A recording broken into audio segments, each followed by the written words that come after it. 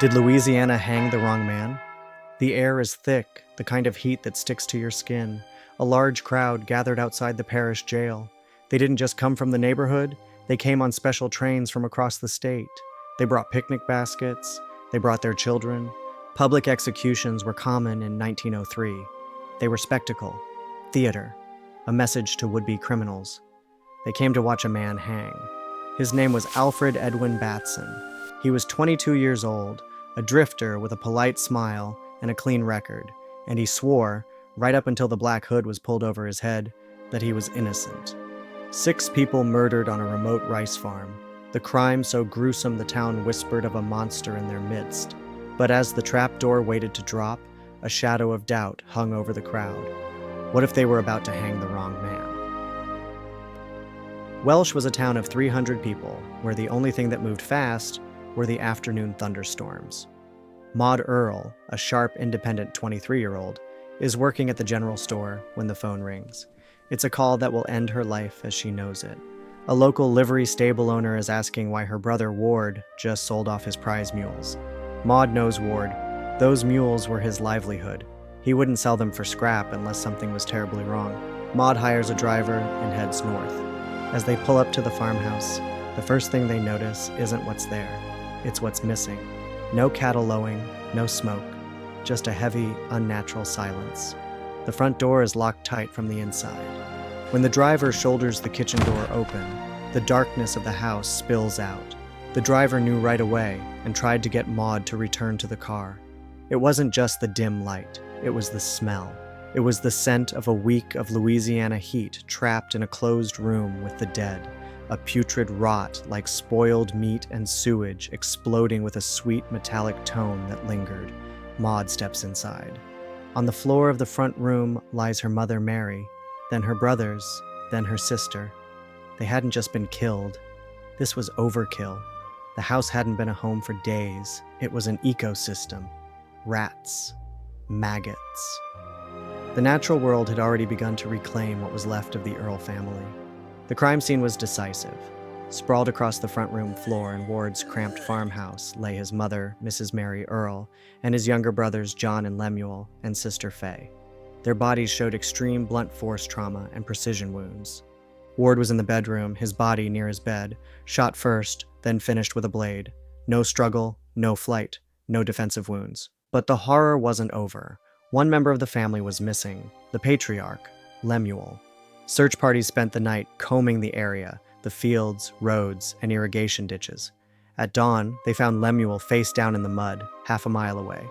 In a town this small, the math is simple and terrifying. The killer is almost certainly someone they knew. And within days, the police had their man, the polite, hard-working farmhand, Alfred Batson. The evidence against him seemed like an open and shut case. But as we dive into Alfred Batson and the trial, you're going to see why this simple murder turned into a century-long mystery. Because Alfred Batson had no motive, no weapon, and a letter that might be a confession or a death threat from the real killers. Before we look at Batson, we have to look at the victims. Lemuel Earll wasn't just a farmer, he was a man with a reputation. Back in Iowa, he was known for a scorched earth policy with his neighbors. If your cattle wandered onto his land, they didn't come back. Some were found shot, others were found with their tongues cut out as a warning. A massive drought hit the Midwest, crops failed, farmers went bankrupt. The Earls left Iowa. But according to neighbors, the Earls didn't just leave because of the drought. They left because Lemuel had made enemies. Did that darkness follow the Earls to Louisiana? When the Earls came to Louisiana, to Welsh, nobody knew them. They could start over. But Lemuel didn't change. The family was isolated, but Lemuel was known to fight with his neighbors. Did someone in Welsh have a confrontation with Lemuel that crossed a line? But the police were focused on Ward's farmhand, Alfred Batson. Batson was born in 1881 in Missouri and left home at the age of 16. He became what they called an itinerant farmhand, rode the rails from town to town, picking up work where he could find it. One day in 1901, his train stopped in Welsh, Louisiana, and Batson decided to stay. He found work with Ward Earll, and by all accounts, everyone loved Alfred Batson. People in town said he was polite, friendly, never caused trouble.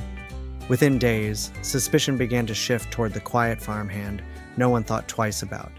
Remember that man who came to the livery? The one who claimed to be Ward Earll and sold the livestock? Multiple witnesses came forward. They said it was Alfred Batson. When police found Ward Earll's buggy at the livery stable in nearby Lake Charles, they searched it. Inside a vest pocket, they found a letter signed by Alfred Batson. The letter gave detailed instructions about where to find his family members. It talked about his death as though it had already happened. And then it ended like this. He that finds this will do the dead a justice by sending my mother or my sister word of my death and how it occurred. This is all I request, dear friend, so a long and happy life do I wish to you all. Signed a farewell, Alfred Edwin Batson, friend to all. Ha, ha, bye, I'm gone. Is this a suicide note? Is it a confession? Is it something else entirely? It didn't matter. Police tracked Batson 600 miles north to his hometown of Clinton, Missouri. They arrested him and dragged him back to Louisiana in chains. There was no murder weapon, no eyewitnesses, just a letter and a theory. No physical evidence tying Batson to the crime scene. The prosecution's theory, Batson murdered all 6 members of the Earll family to steal their livestock and whatever money he could find. Batson's court-appointed defense team argued something different, something that even today makes you wonder. The defense claimed 2 mysterious strangers had been seen in Welsh, men with a grudge from Lemuel Earll's days in Iowa. One even had a scar on his face, a mirror image of the scar on Alfred Batson's cheek. Was it a coincidence or a setup? The defense argued that witnesses had identified the wrong man, that Alfred Batson was innocent. The prosecutor challenged them, "Bring these men to court, let me question them." The defense never could. The jury deliberated, and they came back with their verdict, guilty, first-degree murder. Judge E.D. Miller sentenced Alfred Batson to death. But the defense wasn't done. They filed for a new trial, arguing the prosecution had introduced irrelevant evidence, including that letter. There was no proof Batson had even written it. The appellate court agreed. Batson won his appeal, March 3, 1903. The second trial, same courtroom, same judge, same parish, same evidence, same witnesses, same missing, mysterious strangers. Batson's mother, Mrs. Joseph Payne, sat in the courtroom every single day, just as she had during the first trial. But this time, something was different. Women from across Louisiana came to support Batson. They flooded the courthouse steps, held vigils outside. They wrote letters. They prayed. They didn't believe this quiet, polite young man could have done something so monstrous. They believed the state was about to execute an innocent man. The second jury deliberated, and they came back with the same verdict, guilty. When the verdict was read, Mrs. Payne collapsed in the courtroom. The defense filed motion after motion, all denied, but some powerful people stepped in. Multiple members of the State Pardon Board petitioned Governor William Hurd, warning him, "The evidence is entirely circumstantial. You may be signing a death warrant for an innocent man." The governor refused to commute the sentence. Alfred Edwin Batson would hang. Alfred Batson went to the gallows wearing a suit his mother bought for his funeral. At 1 p.m., the sheriff and his deputies walked him from his cell to the scaffold. Thousands watched. His death warrant was read aloud. And then they asked, "Do you have any final words?" Batson looked out at the crowd, at his mother, at the people who had come to watch him die. His final words weren't a plea for mercy. "I am innocent. I am about to meet a more just judge than I had on earth." The trapdoor opened at 1:30 p.m. Alfred Batson struggled. At 2 p.m., the doctors declared him dead. His mother took his body home to Missouri for burial, and until the day she died, she swore her son was innocent. Did a 22-year-old drifter snap and kill 6 people for pocket change? Or did the state of Louisiana execute an innocent man to provide a convenient ending to a story that was actually about a blood feud from the Midwest? The case inspired a folk ballad that's still sung in Louisiana today. The ballad of Batson still echoes in Calcasieu Parish. And if you listen to the lyrics, the answer depends entirely on who's singing. So what do you think? Did Alfred Batson murder 6 people for money? A quiet, well-liked farmhand who had no history of violence, no apparent motive, and who maintained his innocence until his last breath? Or were there really 2 mysterious men in Welsh that February? Men who looked like Batson, men with old grudges and bloody intentions, men who disappeared without a trace.